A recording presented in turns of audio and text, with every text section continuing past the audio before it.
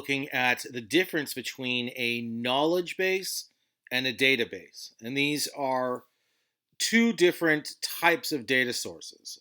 The knowledge base is going to be a document, maybe it's a PDF, or maybe you're scraping it from a website, and it's going to use content that speaks to everybody. So it's one to many. You've got an audience that wants some knowledge, and you've got a knowledge base, your documents that can provide the same knowledge to everybody.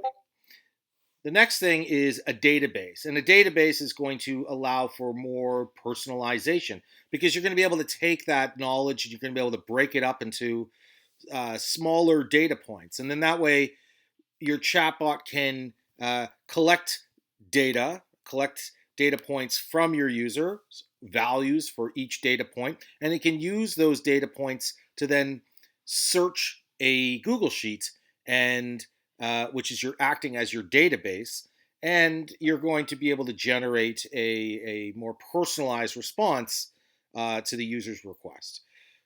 So the question is, when do you use a database? Because you don't use a database for, everything. Like, you wouldn't put your FAQs, because that's one to many. You would put your FAQs in a in a Word document and then export it or save it as a PDF, and then you would import that, or you would scrape a website that already has your FAQs, and that would provide you with your knowledge base.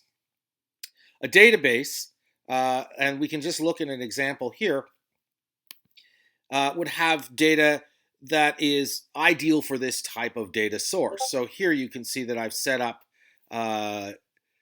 our pricing, and I put that into a tabular format.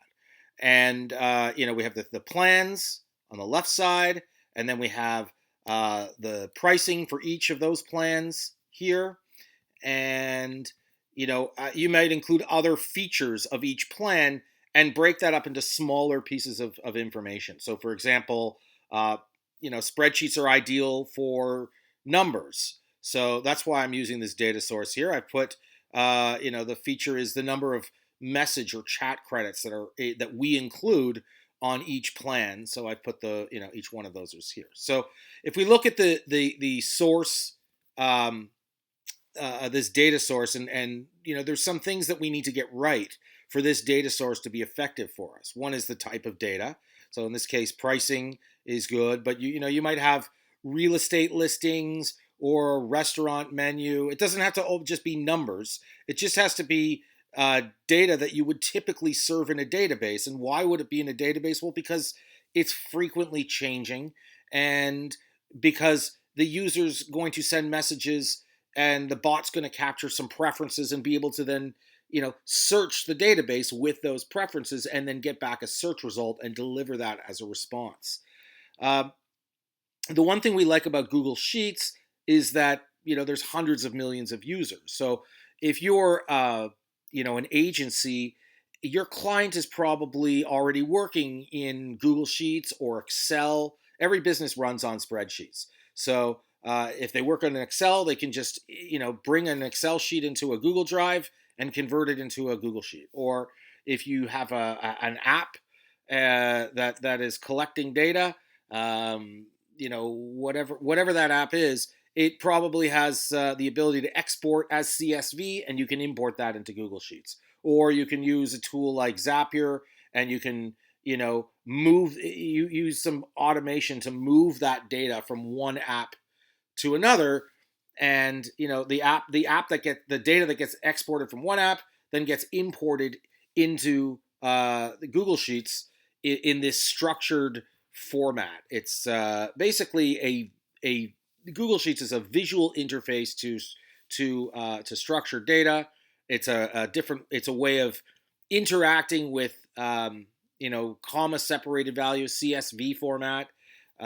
So it's easy to work with, and we like it because your client, if you're an agency, your clients they could be working in their drive, and all they need to do is change the sharing permissions on their Google Sheet so that anyone with the link can view it, and then they could just send you the link, and you can just add the link to the chatbot, and just copy the link, and then they can be literally managing content for the chatbot, working from their own Google Drive. They don't need to give you access as an agency to their Google Drive. You don't have to give them access to your Google Drive. Um, they just need, all you need is a spreadsheet, and you can be, changing the data in here. And it's because it's connected to bot sheets, it syncs. Bot sheets keeps AI in sync with changes to the data. So if you add, if we were to add new pricing here or change pricing, then the chatbot would pick up on those changes in data, and working from Google Drive, you maintain control over the data that you're sharing with AI. So it's a nice feature. You don't have to keep uploading. You're already working in Google Drive and Google Sheets, and so it makes it really easy, to be for anyone to be an active participant in training AI and managing the content experience, or the content that's provided for the conversational experience. So let's look at a couple of features of what we call a data set, which is going to be obviously different than what you have in a PDF, which is your knowledge base. In with a data set, you're going to always need to have column headers, and you're always going to need to have at least one row of data below that. If this were blank, let's leave, then this wouldn't work.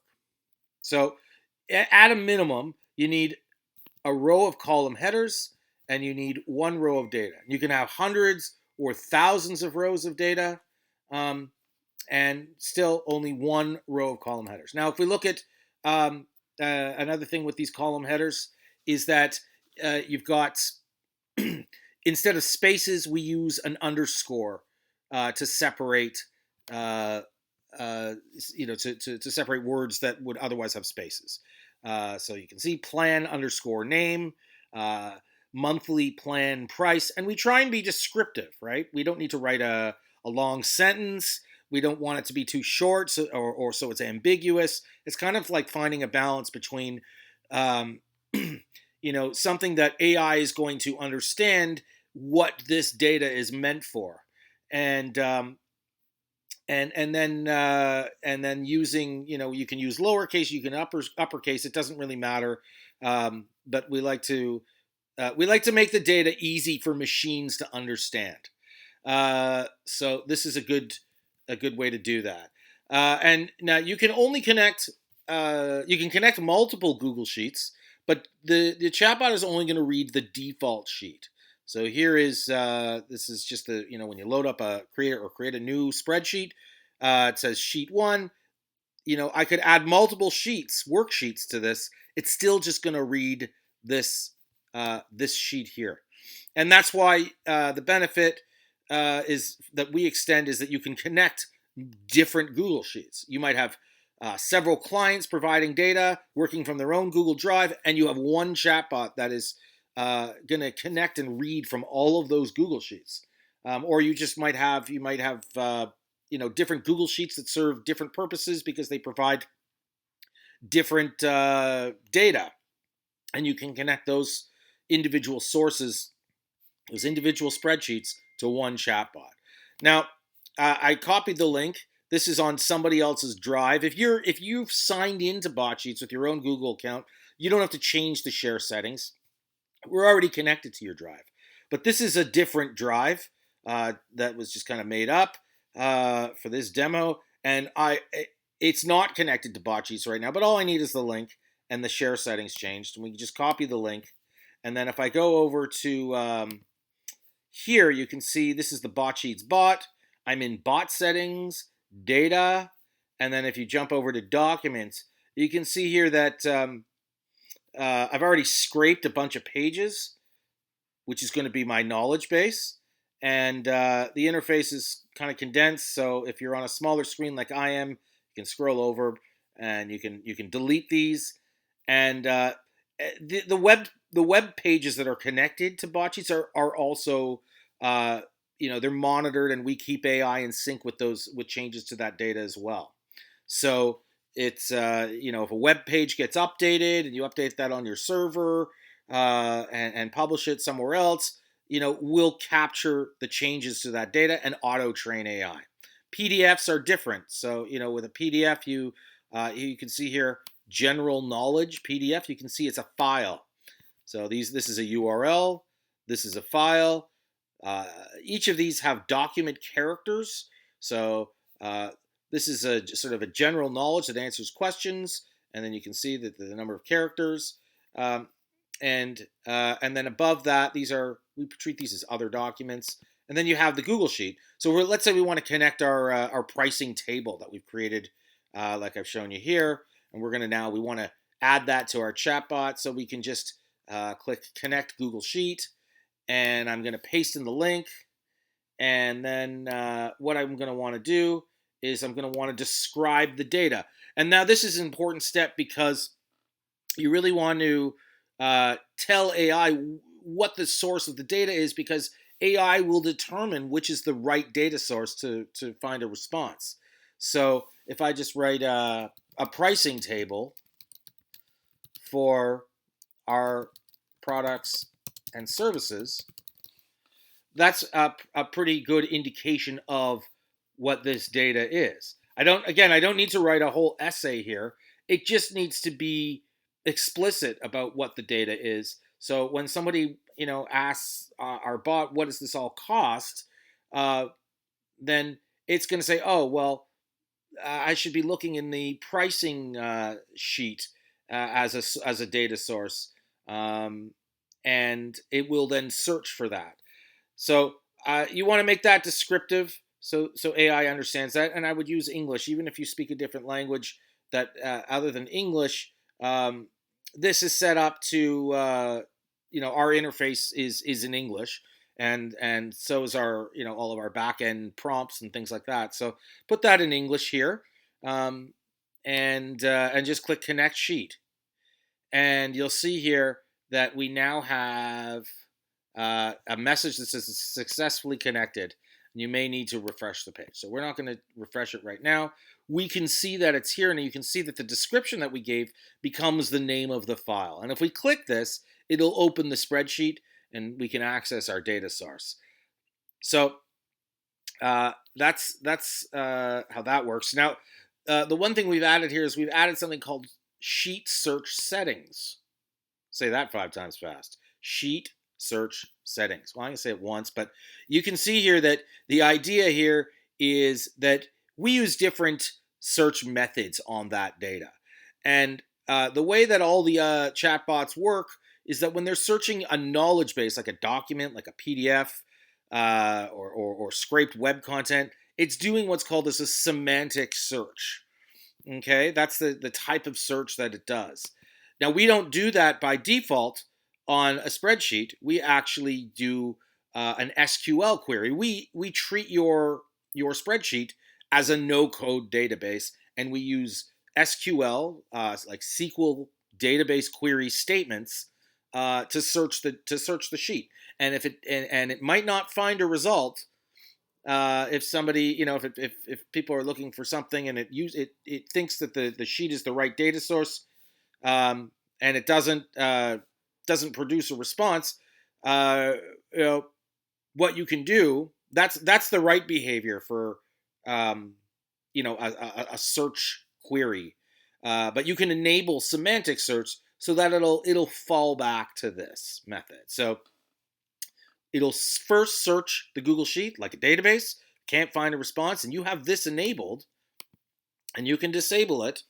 Then what it'll do is it'll search the data just like any other document type. Like it'll search it just like a PDF, and the benefit for you as the user experience is that you're going to deliver a response. The potential downside of enabling semantic search is that you're opening the door for potential hallucination. So it may not produce the right response. It may make up a response that isn't totally accurate. So it's a bit of a trade-off. Do you want to deliver only the exact response, or do you want to deliver a response that is most likely going to answer the user's request?